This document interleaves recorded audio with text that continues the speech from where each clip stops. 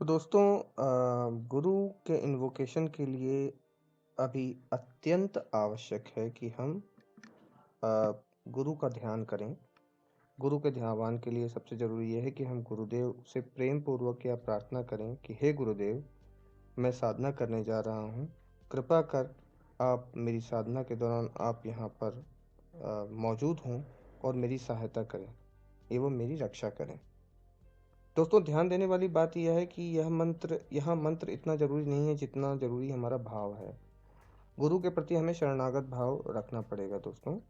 उनसे हमें उनके पास नतमस्तक होकर उनसे यह प्रार्थना करनी पड़ेगी कि हे गुरुदेव, कृपा कर आप मेरी इस साधना में मेरी सहायता करें, मेरी रक्षा करें और मुझे इस साधना को करने की आज्ञा प्रदान करें।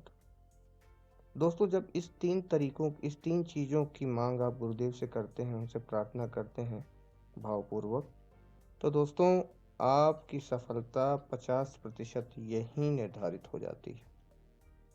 50% आप यहाँ सफल हो जाते हैं बजरंगबली को प्रसन्न करने में।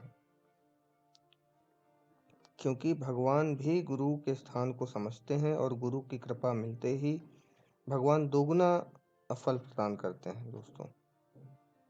इसलिए हम अपने गुरुदेव के ऋणी होते हैं। तो इस प्रकार से दोस्तों हमें आवाहन करना है। मैं वीडियो के अंत में और इस दिन के अभ्यास में मैं आपको एक अलग से एक पीडीएफ में आपको इसके बारे में इसकी विधि को एक बार फिर से रख दूंगा ताकि आपको ये बाद में करते समय ध्यान रहे। ठीक है दोस्तों, तो सबसे पहली बात अब हो गई कि हमने गुरु को इन्वोक किया, गुरुदेव से प्रार्थना करी। गुरुदेव से प्रार्थना करने के बाद हम जब इस आह्वान के लिए हमें अपने एक स्थान पर जिस स्थान पर हम ये साधना करने जा रहे हैं उस स्थान पर हमें बड़े ही रिलैक्स्ड वे में बैठना है दोस्तों। हमें 3 बार लंबी गहरी सांसें लेनी है।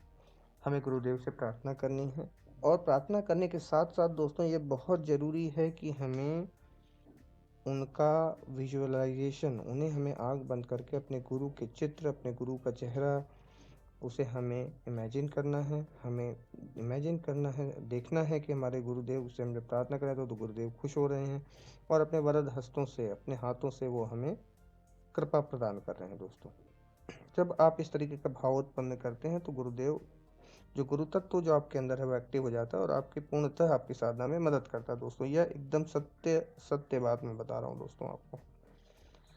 ऐसे भी लोग होंगे जिनके कोई गुरु नहीं है तो इस केस में हम भोलेनाथ की शिव की पिंडी या भोलेनाथ का जो भी चित्र है उसको हम विजुअलाइज कर सकते हैं दोस्तों। वो तो जगत गुरु हैं, वो तो गुरुओं के गुरु हैं। तो हम सीधे उनसे प्रार्थना कर सकते हैं कि हे गुरुदेव, हे भोलेनाथ, हमारी साधना को आप पूर्ण रूप से सफल कीजिए। हमारी सहायता कीजिए गुरुदेव, हमारी सहायता कीजिए और हमें सफल बनाइए। जैसे एक बच्चा अपने अपने अपने पिता से बोलता है, उस प्रकार का भाव यहाँ आना अति आवश्यक है दोस्तों। ठीक है, तो दोस्तों इसके बाद अगर आप इसके बाद का जो हमारा जो एक एक्सपीरियंस है दोस्तों, ये करने के बाद हमने देखा कि इसमें जो 1000 गुना ज़्यादा फल की प्राप्ति होती है दोस्तों। तो ये स्टेप हमें ज़रूर से ज़रूर करना है। तत्पश्चात दोस्तों जब इस प्रकार से हम उनका आह्वान करते हैं गुरुदेव का, उसके बाद हमें एक मंत्र पढ़ना है। यह मंत्र पढ़कर हमें साधना को विश्राम देते हुए उसको आगे बढ़ाना है दोस्तों। तो मंत्र इस प्रकार से है: ध्यान मूलम गुरुर्मूर्ति, पूजा मूलम गुरुपदम, मंत्र मूलम गुरुर्वाक्यम, मोक्ष मूलम गुरु कृपा, त्वमेव माता च पिता त्वमेव, त्वमेव बंधु च सखा त्वमेव, त्वमेव विद्या द्रविणम त्वमेव, त्वमेव सर्वम मम देव देव। दोस्तों इस मंत्र का उच्चारण करके ओम गुरुवे नमः, ओम गुरुवे नमः, ओम गुरुवे नमः 3 बार इस प्रकार उच्चारण कर हमें गुरुदेव की प्रार्थना को इस प्रकार से संपन्न करना है। तो दोस्तों मैं आशा करता हूँ कि आपको यह स्टेप क्लियर होगा। ये हमारा दूसरा रहस्य है कि गुरुदेव का इन्वोकेशन